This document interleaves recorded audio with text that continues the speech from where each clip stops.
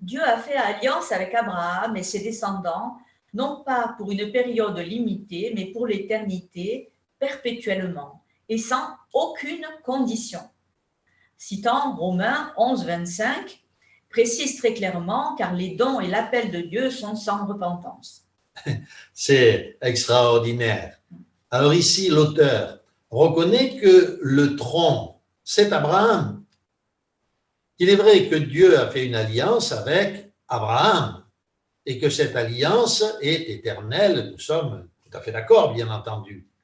Mais il est faux de prétendre que cette alliance s'applique au peuple sans restriction. Tout l'Ancien Testament, au contraire, témoigne que Dieu a constamment rejeté ceux qui se rebellaient contre lui. En effet, c'est prophétiquement que Dieu dit à Moïse, souvenez-vous, je vais détruire ce peuple et reconstituer une nation à partir de toi. C'est à Moïse que Dieu dit cela, mettant en évidence que Dieu était capable de détruire toute la nation d'Israël et de reconstituer cette nation à partir d'un seul homme fidèle. Il montre aussi par là, Dieu, que tous ceux qui sont issus de Jacob ne sont pas les descendants de Jacob, mais seuls ceux qui font sa volonté. Et sa volonté, eh bien, c'est la reconnaissance de notre Seigneur Jésus-Christ, qui a été envoyé pour le salut aussi des Juifs. Ils ont rejeté et ils ont mis à mort leur Dieu et leur Sauveur, soyons clairs. Je vous propose une lecture de Romains, chapitre 9, versets 6 à 10. Car tous ceux qui descendent d'Israël ne sont pas Israël. Et pour être la postérité d'Abraham, ils ne sont pas tous ses enfants. Mais il est dit, en Isaac sera nommé pour toi une postérité.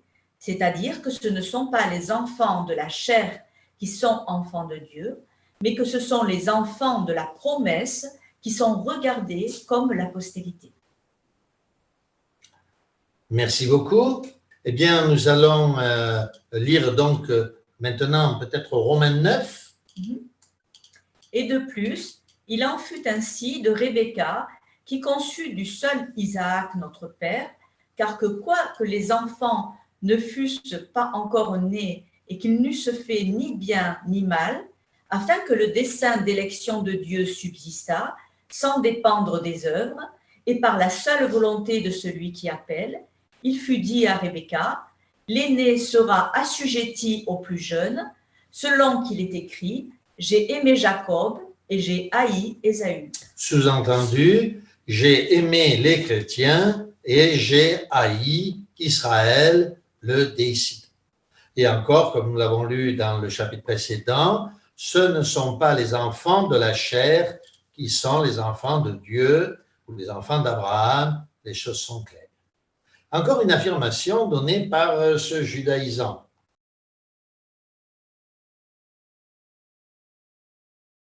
Paul nous dit bien, car je ne veux pas, frères, vous laisser ignorer ce mystère de peur que vous ne vous complaisiez en votre sagesse. Une partie d'Israël s'est endurcie. Pourquoi, dit-il, jusqu'à ce que soit entrée la totalité des nations, entre parenthèses, membres des nations destinées au salut. Et ainsi, tout Israël sera sauvé, comme il est écrit, ennemis à cause de vous, pour votre libération des griffes du diable, ils sont chéris à cause de leur père. Encore une fois, toujours ce mélange du vrai, du faux, des errements. Cet homme, on a l'impression que cet homme est en train de gravir un monceau de sable et que le sable s'en va sous ses pieds et que plus il croit monter, plus il reste sur place. Oui, bien entendu, nous ne croyons rien d'autre que ce que dit Saint Paul et les autres apôtres et les premiers chrétiens, à savoir que c'est bien à Israël qu'ont été faites les promesses. Mais encore faut-il préciser de quel Israël il s'agit. Autrement dit, de qui cet Israël est-il composé? Comme nous venons de le voir, cet Israël est un mélange de chrétiens fidèles et d'israélites fidèles, et non pas d'israélites infidèles et de chrétiens infidèles.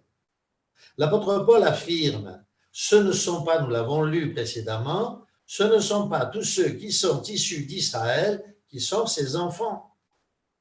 Et il ajoute d'ailleurs, encore, l'apôtre Paul, paix sur l'Israël de Dieu. Non pas paix sur Israël, paix sur l'Israël de Dieu, parce qu'il savait très bien que la guerre allait arriver sur l'Israël selon la chair.